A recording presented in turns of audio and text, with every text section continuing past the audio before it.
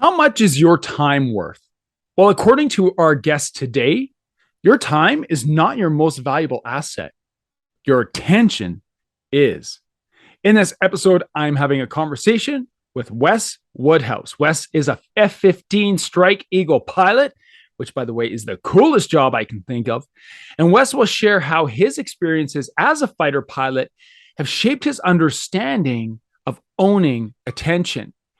Wes will share the hardest part of being a fighter pilot. Of course, I had to ask him that. And Wes will teach us about the logic of the pendulum when it comes to balancing work with family. Wes also teaches us the art of cross-checking and how it can be a lifesaver when you master it. We also dive into this amazing thought that Wes has about how we are moving from the information age to the attention age and how your attention is up for sale. But Wes will share 2 ways on how leaders can own their attention and get paid for it. You will learn the price of not owning your attention. My conversation with Wes Woodhouse starts right now.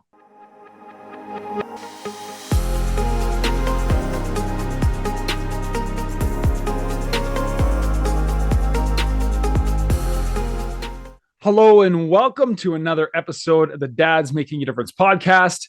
My name is Cam. I'm your host. I'm glad that you're here today for this amazing conversation with Wes Woodhouse. But first, before we get to Wes and introducing Wes, I want to share with you something that's exciting that's happening in the Dad's Making a Difference world. We have men starting to stand up, put their hand up, and in their communities have started chapters of the DMD. Now, if you're interested in joining a local chapter of the DMD, the Dad's Making a Difference, let me know. Send me a message and we will work to get one started in your area as soon as we can. Now, let's get to the podcast. Welcome to this episode. We are almost 20 episodes or so in, and I thank you for being here. If you're new here, welcome. Hit that subscribe button. I'd hate for you to miss out on any upcoming episodes. We have some killer guests packed in for the next few months, and I can't wait for you to hear those powerful conversations. And today we're going to have a powerful conversation with a friend of mine. I'm happy to call him my friend, happy to call him my brother, Wes Woodhouse. Wes is an F-15 Strike Eagle pilot. He's a squadron leader, but Wes is also the founder of Vector Atlas, a mastermind group that offers attention performance coaching to leaders so that they can help own their attention. Now, if you want to learn how to get paid with your attention instead of your time, then this is a must-listen episode for you. Wes is a father. He's a husband. He is a busy guy. I am so excited to have him here on this podcast. If you hear this conversation and you're hearing from Wes and I today and something brings you value and it impacts you in any way, we ask that you just pay it forward. Share it with somebody you know. Tag somebody in this conversation. Send this episode to someone on social media. Just go ahead, hit that share right there on iTunes or Spotify or Audible or YouTube, wherever you're watching or listening to this. Because the act of you sharing this episode could be the one step needed to help another man become a dad, making a difference. Now, without further ado, let's get into my conversation with Wes Woodhouse. Wes Woodhouse, brother, it's good to see you. Welcome to the DMD podcast, man. It's awesome to have you. Cam Hall, it's great to be on. Thanks for having me, brother. Dude, Wes, I knew I had to have you on here. As soon as Dad's Making a Difference podcast was something that was going to happen, and it became real. And I was listing out the guys who I had to have conversations with because I knew what they had to share, what they were passionate about, what they exemplified in their life. Like, you're a guy who has got to get Wes on the podcast. So thank you for taking the time. I appreciate that. It's humbling. Thanks, Cam. Cool. So Wes, I shared a little bit about you in the introduction, and I know the guys listening right now are like, oh man, this will be a cool conversation. It's not often we get to hear from, a guy who flies a fighter jet for a living. So we'll get into that, I'm sure. Because Wes, you have the coolest job ever, man. Like really you do. And you have the job that every boy dreams about. At some point in their life is I want to be a fighter pilot. And the difference between you and other guys is that you made it happen. Like this is what you do. So Wes, why don't you share a little bit about your upbringing, your story, and how you got to where you are today? Yeah, alrighty. My upbringing. Well, I was privileged to be born into a Bible believing Christian family. We grew up going to church and learning about the Lord all throughout that. I think probably one of the biggest things that I would have to say that has had an influence on me from my parents and specifically my dad was he was present in my life. I was the oldest out of 6 kids. So, but man, thinking back, I can't remember a single baseball game that he wasn't there, at least cheering me on, if not coaching. He was there coaching most of it. So that I think that in a big way sums up my childhood, where my parents were all for us kids trying something new. And if it's something that we liked, then working hard at it to become as good as we can be. But then they were there the whole way, teaching us and helping us along the way. And just tracing back to where I am now, I think that has followed me. The work ethic that my parents put on display for us and honestly required out of us from time to time. Yeah, I think I would not be where I am right now without them. So it wasn't always rainbows and unicorns the whole time, but it was great. Looking back, I have nothing to complain about, honestly, with my childhood. So yeah, it's very seldom perfect. Hey, Yes. if somebody came on here and said, "Yeah, my childhood was perfect," a liar. Yeah. Just like if Yeah. somebody says, "I'm a perfect dad," liar. No, you're not. Have you had anybody that said that? Not yet. Not Okay. yet. Thank goodness. Let's see.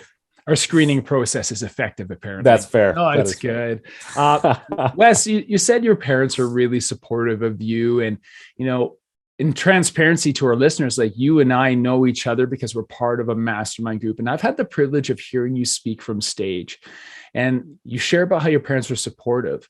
And I'm sure they were supportive of you as you had a plan. I don't say a dream, but you had a plan to become a pilot. But I think it's important for our listener to know when that dream/plan started. And like you said, it started as a dream. I was one of those young boys who was like, man, fight airplanes. You go to an air show and you see the Thunderbirds or the Blue Angels flying past at dang near the speed of sound, and it's like, dude, that's so cool. I want to do that. And it was something that stuck with me. I initially wanted to be an engineer, and I never wavered from that either. And that's what I studied in college. But it was my true goal, and the thing that motivated me throughout high school and college was becoming a fighter pilot. We were on a family vacation, and we stopped by at the United States Air Force Academy in Colorado. And I'd wanted to fly at that point, but I hadn't put flying in the military together, and seeing the jets out in the little square right next to the Academy Chapel, and putting the 2 and 2 together of, I want to fly, but it's expensive and a lot of work to fly, but I could fly for the Air Force, and they would teach me how to fly. At that point, I was in 8th grade at the time, and that's what solidified it. I was going to do what it took to become a fighter pilot. 14 years old? Yeah, probably 13, 14, 8th grade. I didn't know what I was getting myself into at the time, but the timing was honestly great. Being the last year before high school, and then having my dream in mind, so I could at that point kind of map out what gates I needed to get through and what sorts of things I needed to accomplish in order to make it to become a fighter pilot. It was great timing, because then I could figure that out and work hard at it, and it was a good time. I think unfortunately not everybody has that type of vision that early on, which isn't a bad thing. I mean, for me it worked out really well, but I think the key is taking the goal and then never wavering from that goal as the motivator for figuring out the footsteps that it takes to get to success. I love that, man. I love that. You talked about vision, and, our conversation is going to surround attention and how attention, I feel, parallels vision a little bit, but you're going to get more into that. But we will get there. But there are guys, we have to go here, man. And I apologize, but there are guys listening to this right now say, Cam, don't move on yet. Come on, tell us more about being a fighter pilot. What is it like? Is it really as cool as it sounds? And, we're just about to get a new fighter jet movie coming out this spring, this summer. And so let's dive into your job for a moment. Tell us about it. Share with the guys who are listening, like, what is it like to fly professionally? It's a lot of work, and it's very stressful. No, I'm just kidding. It is a lot of work, and it is stressful sometimes, but man, I mean, when you're sitting there in the cockpit of a fighter jet and you've got the bubble canopy over you, so you've got a 360-degree view, and you can just turn the jet a little bit, then, look at the ground straight beneath you. It is, I mean, it really is tough to describe. You're flying fast. In the Strike Eagle, we get to fly low as well. So you're seeing the ground whiz past you at 600 something miles an hour. It's a rush. It is an adrenaline rush. Another part of the job that can't be taken lightly is I get to work with great people. They're all amazing people who have had to do amazing things in order to get to the point where they are.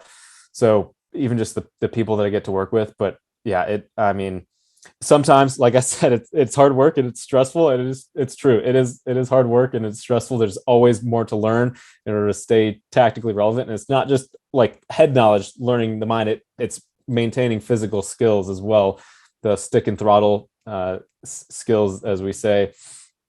But yeah, it's phenomenal. It's a rush every single time, and I struggle to sometimes take a minute, take a breath, and just look around and appreciate how awesome it is that the Air Force just threw me the keys to a fighter and and off you go. Yeah, that's excellent. When you do take a moment and you are able to just like take a breath and be like, whoa, man, this is where I'm at. Look at this. What has been the best part of your job? It's fulfilling. It's challenging, and there's always another challenge, whether it's upgrading to a new position. So you're a basic pilot, but then you become a 2-ship flight lead where you're in charge of a 2-ship of fighters, and then you become a 4-ship flight lead where you're in charge of a 4-ship. Then you can become a mission commander where you can lead an entire package of multiple formations to execute a mission. And then you become an instructor, and now you're teaching and training young pilots to become 2-ship and 4-ship flight leads, and so on. So there's always another challenge to get after, always new things to learn, and it's fulfilling because once you accomplish them, that's one thing that the U.S. military does a good job of. Is it gives you, when you achieve the next kind of position or rank or whatever, there's a reward that comes with it in varying forms, but it's great. I would say that's probably the biggest thing is the fulfillment and getting to meet quality people who are dedicated to the mission and making sure that it gets done. Very cool, man. It's an awesome experience. And you're in a position of leadership now in your career, correct? I am. I'm an instructor in the F-15E, and I do operational test is my current job, which is great because we get to try out all the latest and greatest hardware, software, and weapons. And then I'm the director of staff for my squadron right now. So basically managing the people and paperwork side of the squadron. It isn't quite as exhilarating as glamorous as flying around in a jet, but hey, you sometimes have to do one in order to get the other, right? No, that's amazing, man. Like that's real life Top Gun stuff right there, right? Yeah, so it is. Guys are loving that. But I can't ask you what the best part of your job is without, being honest and transparent. Saying, what has been the hardest part of your profession? Being a military officer, coming with the job, obviously we move around a lot and drag the family with us, and you go on deployment and you're separated from your wife and your kids. And I think that's probably one of the more difficult parts is how do I maintain the relationship with, I mean, for example, I've only had one deployment, but I deployed when my oldest daughter turned 3 months old. And so I was gone between 3 months and 11 months of her life, which is a time that I'll never get back. She will never remember that, obviously, but I will. And I wasn't there to be able to help my wife, Kate, take care of things at the house and learn how to be a new mother and, make the parenting decisions early on. And I mean, there are plenty of other professions that require periods of separation. But the military side is fairly chronic. Overall, I'd say that. Now, there are good things too that come along with the family side. There's a lot of really good camaraderie amongst the families in a fighter squadron specifically. So, having great people that all have, great spouses and kids and everything, and you can get together on the weekends or whatever it is. So I guess it's a two-sided sort of thing there, but it can be taxing on the family in some ways. So, we're going to talk about attention. So I want to start getting to there in the attention that you place on your family.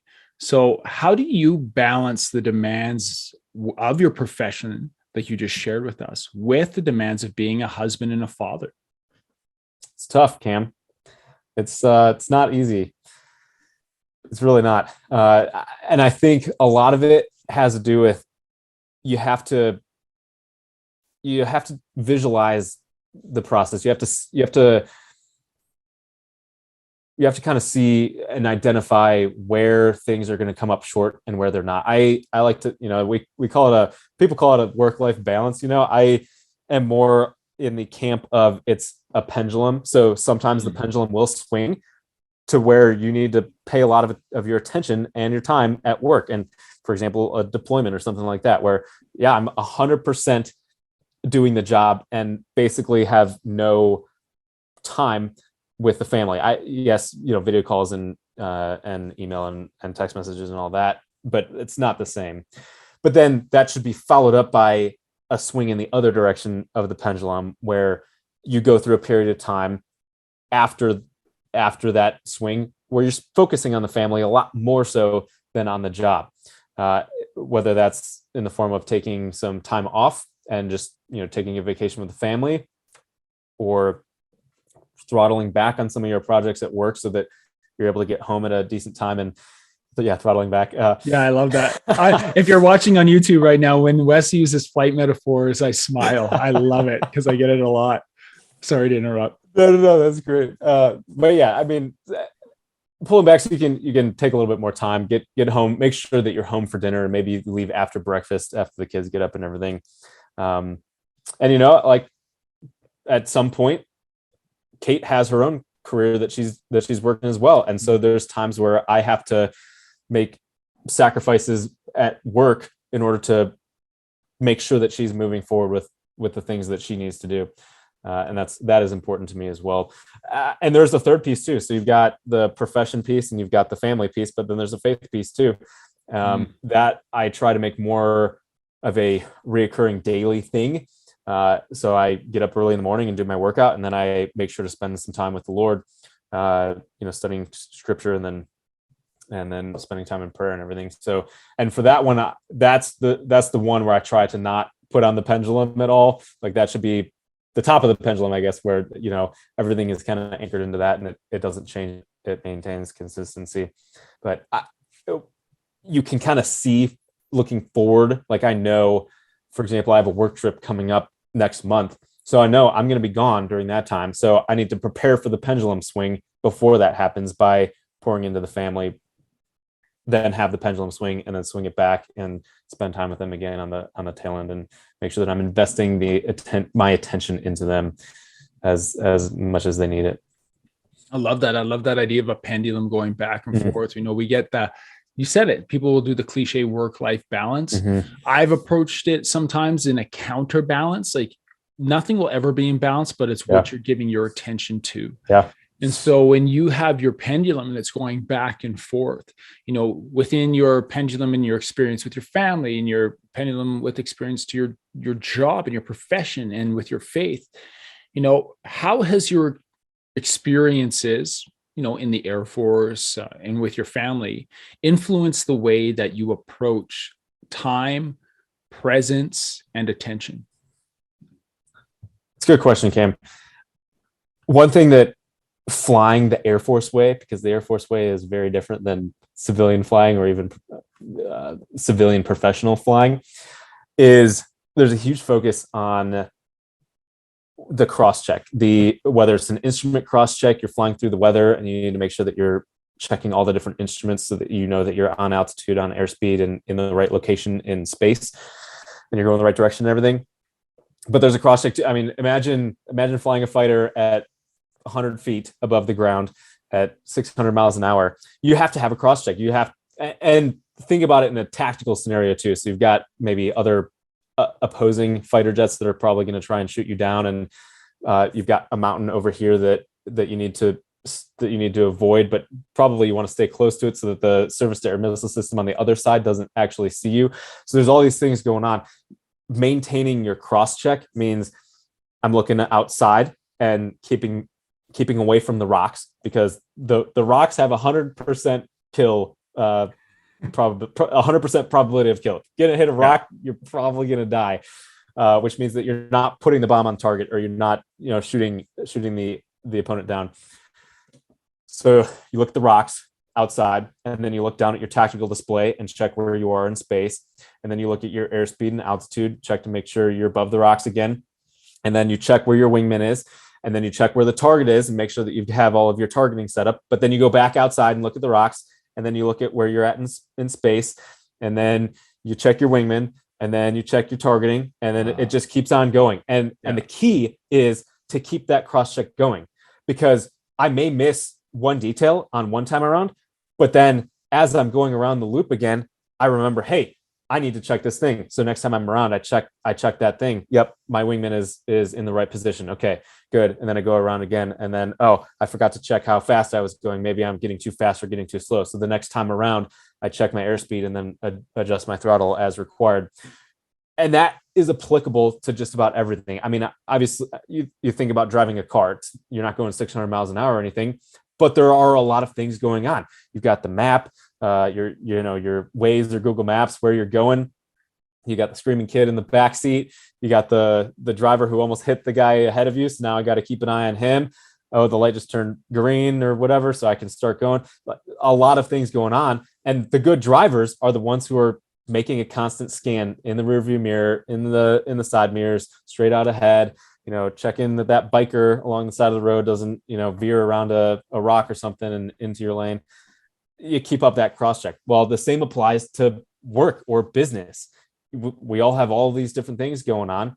Got to maintain that cross check. Be checking in on this potential failure point, and then move on to the next one, and then make sure that you're checking back in. I mean, it's honestly like the whole thing of life, where you're managing your work and your family. It's kind of like the pendulum, yeah, it may swing to one direction, but you're still going to have to check in every once in a while. And then hopefully when you're taking leave, you're actually, stiff arming work as much as possible. So I guess that's where the analogy breaks down a little bit, but yeah, I mean, that I would say, getting back to your question on attention, is it's trained me to have the diligence of having that cross check, because that's what I do every time I'm flying.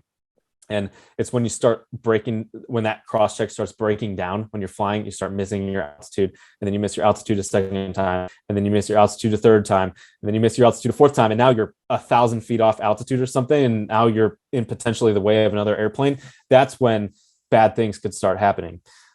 So paying attention, paying the right amount of attention on the right thing at the right time is the key.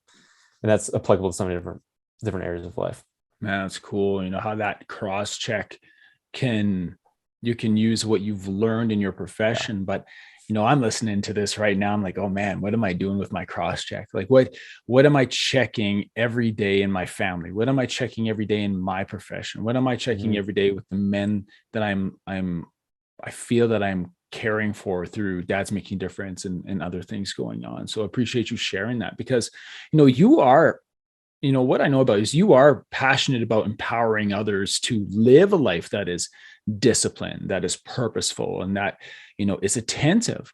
You know, like I said before, I've heard you speak passionately about your belief that society is on the brink of an experience of dynamic change. What is that change? Share with the guys who are listening right now, because you've explained this to me and I'm just like, yeah, man, like I like this. This is cool. So explain to the guys listening right now, what is the change that you're speaking of? Let me say, isn't it exciting that we get to experience a major societal change? I think that we have probably already transitioned into the next age. So you hear the term information age. Yeah. The information age came about around the time when Facebook started in 2005, 2006, which was about the same time as Steve Jobs introduced the iPhone. I think that was 2007. Computers and computer processing really came onto the societal stage in the mid 2000s back then. Now let's go back a little bit. The agricultural age, long time ago, right? In the agricultural age, pretty much everybody was working the ground and growing their food and then consuming that food. And pretty much everybody was doing that. Then we transitioned into the industrial age, and that started a consolidation of work, right? So instead of everybody doing the same thing, now we got a little bit more specialized, and the population that was involved in industry was slightly smaller than the population, a smaller percentage of the population than the percentage of people who are farming primarily. Moving to the information age, and that consolidates even more, where fewer people, a fewer percentage of the population is working on the things that made the information age the information age. Moving on into the what I call attention age. Some people will call it the creative age. There's a couple other names for it, but it's a further move where it's a even smaller percentage of the population that is involved in the types of things that make the attention age the attention age. Attention harvesting is something that, have you ever heard that term, Cam? I have not. I've not. Okay. Tell us what attention harvesting is. Attention harvesting is the term that's used for companies, the most well-known being Google and Facebook and other big tech giants, who are literally selling our attention, Cam. That's right. Big business. I mean, yeah, we've all got our little cell phones that have all the social medias on there, and they're specifically designed to keep our eyeballs on those apps as long as possible, because the longer that the eyeballs are on the apps, the more ads they're able to put in front of your eyes, and the more ads that they're able to put in front of your eyes, the more of your attention they're selling to whoever is putting up those ads, because people buy the ads for the eyeballs that those companies can do. So let's go back to the agricultural age as well. Working with our hands in the agricultural age, right? Then we move into the industrial age, a little bit of working with our hands, but a lot of working with machines, right? Yeah. Move into the information age, and now it's transitioned. Now we're using our minds a little bit more than we're using our hands. Yeah, keyboards, but you primarily using our minds. Transition to the attention age, and it's all about what's going on in your mind. It's all about Google is going to hire you if you can pay attention to problem solving this specific problem or creating this specific project. Name a company. That's what we're really looking for. Cam, you're paid for your attention, right? Both in doing this podcast right now, you are paying me your attention, and I'm paying you my attention. And for everybody who's listening right now, you are paying your attention to this podcast. You're spending it, because you could be spending it on something else. You could be scrolling Facebook right now. I don't know, maybe you are. You're potentially driving, so now you're splitting your attention just a little bit, but you're paying you're paying your attention right now to listening to this podcast, which is kind of interesting to think about. Can we pause there for a second? Can I dive into that for a minute? Because I've heard lots that time is our most valuable asset. Time is your most valuable asset. Where are you spending your time? And as you're speaking, I'm like, is it time that's my most valuable asset, or is it my attention? I love what you're saying. You are spending your attention. People are purchasing, whether financially, online or in presence, their presence with you. Like they're purchasing your attention. That's a mind-blowing breakaway for anybody who's It is. listening to this. Is where am I putting my attention right now? It is. So I just got back from a work trip and I was, flying. I flew on an airplane this time. I wasn't in the cockpit, unfortunately. But the airport everybody loves people watching it at the airport, right? There's just so much and it's so hilarious. But this last time I was sitting there and I was observing what people did in the forced waiting periods, because you're forced to wait in line to get through security. Then you're forced to wait at the gate until your plane is boarding. And then you're forced to wait standing there in line to get on the plane. And then you sit and wait for the plane to take off. And then you sit and wait to get there. And then you sit and wait to deplane. Some people stand to wait to get off the plane. And then you're kind of off to the races unless you have to wait to pick up your bag. So many times of just forced waiting and observing what people are doing during those times, you have somebody over here who's literally just like staring out the window blankly, probably thinking great thoughts. And he's probably doing the best out of all of us, because then you look over and somebody else is watching a movie on their phone, or somebody else is working out their thumbs on the desk scroll. You got some people who are maybe doing a Rubik's Cube.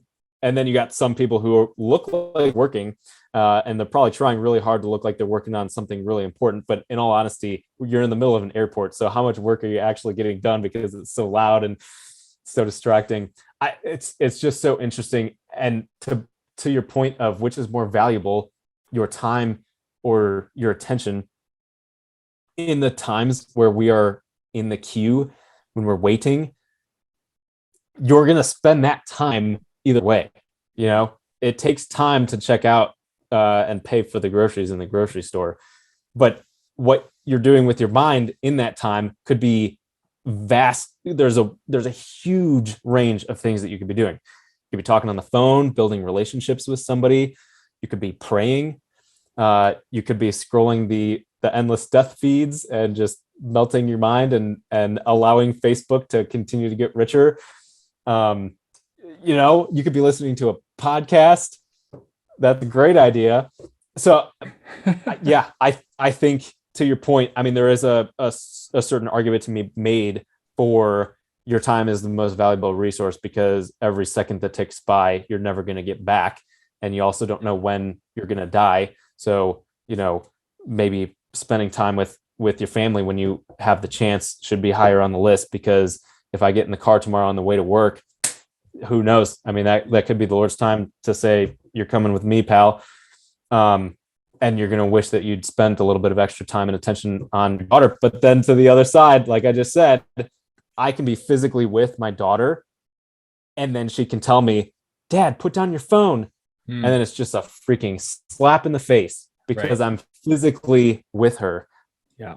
But am I truly with her if I'm not paying my attention? It's tough. It is tough. The guys who program these cell phones and the social media are very good at their job. Yes, they are. Yes, they are. But that's a great point, Cam. That's a really it's a mind-blowing topic to think about. So, okay, barring, let's say a rock doesn't fall out of the sky tomorrow and crush my truck on the way to work, or a dad out there. But I think it's important for you to say, like, the attention that you're giving right now is the most important attention that you have. So what can happen if we do not own our attention as fathers? Owning your attention, to me, is, am I not only in control of where I'm putting my attention, but am I being intentional about my attention, right?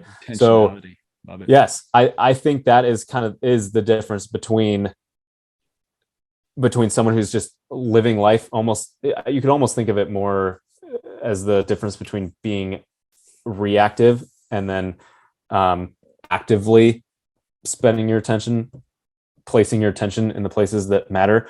But yeah, owning your attention adds that level of intentionality. So Maybe it is sitting down on Sunday and blocking out, hey, what workout am I going to do on Monday, Tuesday, Wednesday, Thursday, Friday?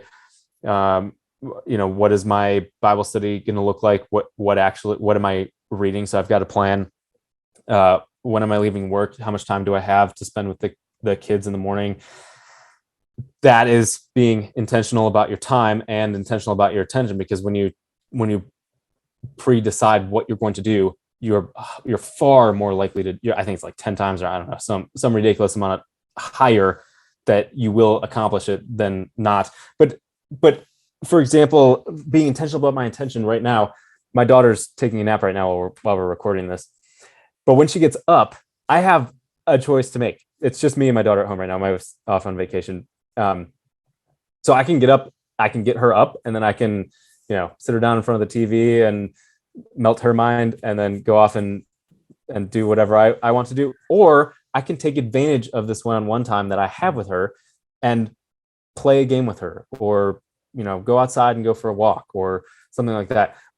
But if I don't decide what I'm going to do for that block of time, what's going to happen? Right. Lowest common denominator, right? Yeah. Like I said, I may sit in the room, but I'm probably not going to get any work done, or I'm not going to spend quality time with her because I'm just going to get sucked into the endless scroll, or, maybe I'll watch a show with her. And I mean, that is spending time at some level, but probably not the type of time that she would really want, because at the end of it, what do you have to show for it? Yeah. It's tough, man. It's tough. It really is. It's not easy. It's harder after you know all this, because then you're aware of all the times that you're failing. That's right. But I think it is important to be aware of it, because, man, it just kills me when my daughter's like, "Daddy, put your phone down." I'm just like, oh man. Yeah. You see the dads at the park, the kids are at the park, they're on their phone. I found myself out.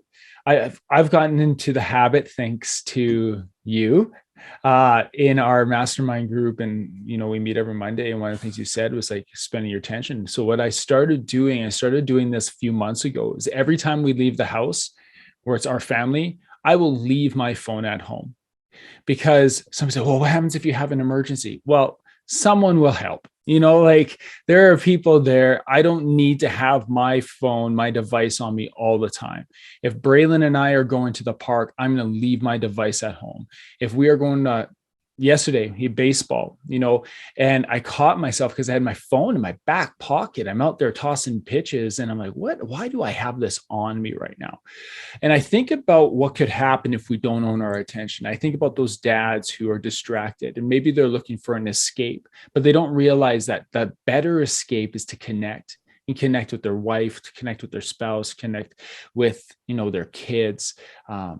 There's a lot of things. If you don't own your attention as a dad, you're missing out on a lot of opportunities to make a really lasting impact in your kid's life.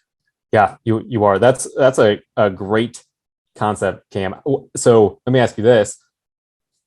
What is the biggest difference that you've seen between the times where you're throwing a baseball with your kid and have the phone in your back pocket versus one of the times that you leave it at home? Like, what's the biggest? Presence, man. It's presence. I am more present in that moment. I'm not distracted. I'm not subconsciously distracted with the phantom pocket vibrate. Did somebody get me? I'll even take, I have a smartwatch on. I will even take my watch off, because if it vibrates, where are my eyes going right away? Game over. My attention's done. And so whether I'm doing deep work in the morning, whether I'm doing my devotionals in the morning, whether I'm with my son, my daughter, or my wife, or my friends, or my colleagues, I've started to be way more mindful of where my attention is. I'll have a colleague come into my office, and I'll make sure that I turn off my computer screens, because even that idea of just letting the eye shift shows that screen is more important than that person sitting there who needs you. And so that's what I've definitely realized in the last few months of doing this. That's a phenomenal tip as well. And I think that leaving your phone at home is potentially the ultimate intentionality with your attention for the unit of, I'm going to go take my son to the park and we're going to play some ball or whatever it is. Because that maybe for you is the number one thing that's going to hijack your attention. And so just taking that completely out of the equation is perfect. That's so hard to do though. So hard to do. It's so unnatural. Yeah. That's awesome, man. Yeah. I struggled this morning. Yeah, I struggled this morning even. So now Kim and I had to make a plan. We had to be more intentional with our time. You know, she's coaching soccer, I'm coaching baseball. We still want to get our workouts in. We still want to get family time in. We just can't work out in the afternoon or early evening anymore. We have to go in the morning. So it's 4:45 a.m. wake ups, get to the gym by 5, alternating days. You know, I'm walking the dog this morning, and I think there's value in having quiet time where you can process. And I found myself this morning, God, how about the dog? Put my AirPods in, and and I got about a kilometer in, and I realized, what am I doing? So I took it out and I just listened, you know, birds chirping in the morning, clear my head, because I think as men, we also need to do that. I want to dive into a little bit about how you help guys do this, right? So you help leaders, men, women, but in this context of our conversation, let's talk about fathers and men. You know, you help them own their attention in 2 ways. So what are the 2 ways that, you know, you help others own their attention? One way that first off, and something that we all should be doing is holding each other accountable for the exact things that you were saying. You know, hey, dude, is this truly where you want your attention to be? Let's, you know, put the phone down and let's be present. What I do is I stand up whenever somebody comes up to the desk to talk to me. I'll stand up because that makes them not just procrastinate and get to the point, but then it also makes me pay my attention to them and a little bit less of the lazy eye down to the screen and everything. Yeah. And that is something that we all should be doing, is holding each other accountable. My wife holds me accountable with, you know, hey, am I, the kid's like, are you scrolling? And then I'll be like, Kate, are you scrolling right now?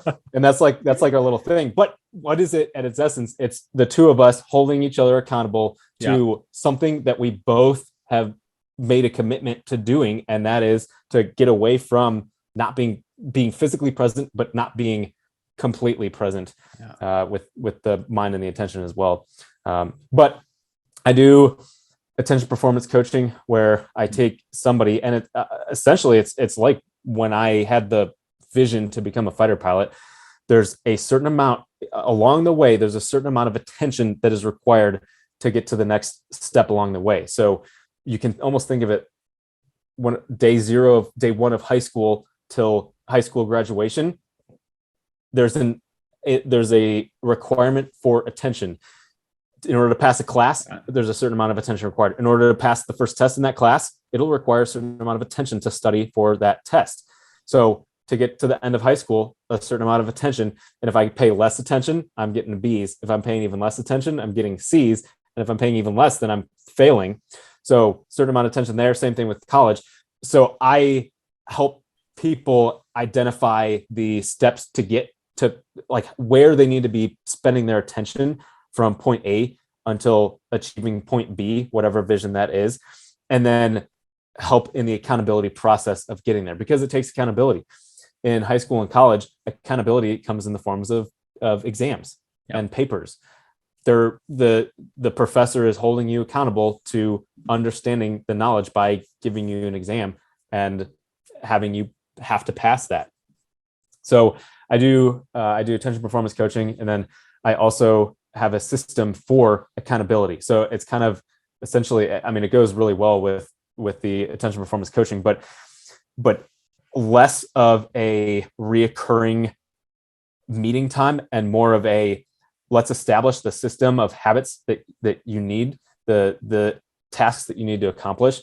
And then I help you develop a system for accountability to make sure that you're staying on track. So what does that actually look like? It will be a face-to-face or over Zoom session of designing what systems you need to develop and to stay consistent on, but then getting into, all right, what is going to be the motivator, whether it's a reward or whether it's a punishment of some sort, what's going to motivate you to stay on track with this system?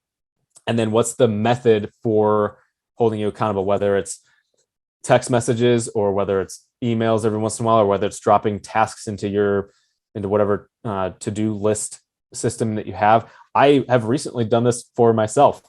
I have a goal this year to read the Bible through from Genesis 1 all the way to the end of Revelation. Wow. And so you have a certain amount of chapters to stay on timeline in order to get all the way through. It's about 3 chapters a day. And I have a plan because I'm being intentional with my attention for reading scripture. So, but when I leave on a work trip, I don't bring my giant study Bible with me. And so it's easy to get lost on where I'm supposed to be when I'm just reading on my phone or whatever. So I systematized my accountability for reading the chapters every single day. I have a spreadsheet that has the plan in it using if this then that, ifttt.com, I think it is. Yeah. It sends me a text message every morning with the reading that I need to do. So now I have 0 excuses because no matter where I am, no matter what resources I have, I don't have to check anything. Just like everybody else, I'm going to be checking my text messages, right? Probably way too many times every single day. But then I have the plan in there. So it's essentially that. It's helping you systematize your accountability. It's adding a little bit of external accountability to get you to where you want to be. Some people have really good internal accountability and they can just make it happen. Some people need a little bit of external accountability. And that is what the military does. They take a bunch of young green recruits, apply a lot of external accountability to them in an attempt to build up the internal accountability of, terms like diligence or discipline. Discipline is to some degree something that you are born with, but largely it is not. Discipline is largely something that you or somebody else trains you in. So yeah, those are the 2 big things. I also have a mastermind as well for leaders who are on a pursuit of spending their attention in a way that is going to move themselves, their family, and their communities forward. Very cool, man. Thanks for sharing. You've dropped so much value in this episode so far. But as I tail off conversations with guys and the guys who come on, there's always a few questions I love to ask. Okay. So you just got into a little bit with systems and stuff, but I think a question would be like, what have you learned lately about yourself that has helped you become a better husband, father, and leader? Honestly, I think one of the biggest things is understanding when I'm bored, what's easy to do. It's honestly kind of what we've just been talking about. And I've been talking about it because that's top of mind. But the biggest thing being, what am I doing with my technology during times when I'm at home with the family? Yeah. One thing that we've done in the past, and Kate and I should probably get into doing this again, is having a set time after work where technology goes on the shelf or whatever. And then we just don't have that for the rest of the day until the girls go down to bed or whenever it actually is.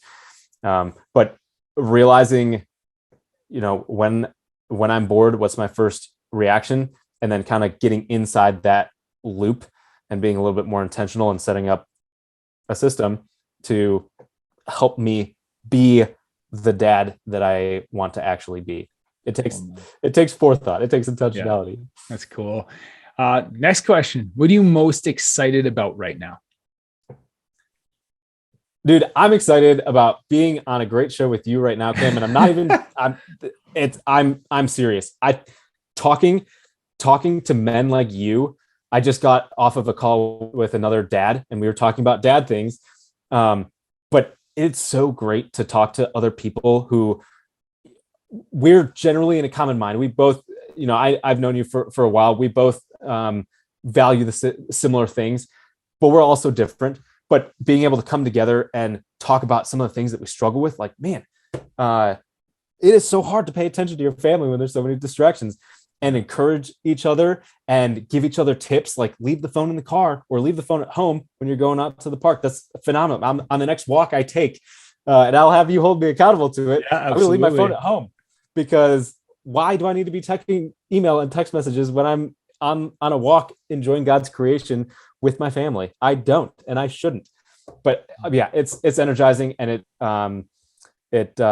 it just makes me glad that to know people like you and the guys that are listening right now who want to make a difference in their own lives and in the lives of their kids and in the world just by being a better dad. Because I mean, what greater calling than to be a good example and to parent your children in a way that will set them off to be difference makers in the world. I appreciate you, man. I appreciate you, Wes. Thanks. I appreciate you too, Cam. Hey, man, if someone's listening today and they want to find you online, which this is kind of a funny question because I know how much you enjoy the social media, but really, if they want to find you online or connect with you, how can they get in touch? Go to weswoodhouse.com. That's the launching point for Perfect. For weswoodhouse.com. Yes. And sign up for a phone call because I would love to meet you and see what you're doing to become the father that you need to be. Amazing. I'd love to do that. Thank you so much for joining me today, man. That was an awesome episode. If you are listening to this right now and you're like, man, I need to connect with that guy, go to weswoodhouse.com. We'll make sure Wes's information is all in the show notes. Wes, thank you. Cam, thank you. It's been a pleasure.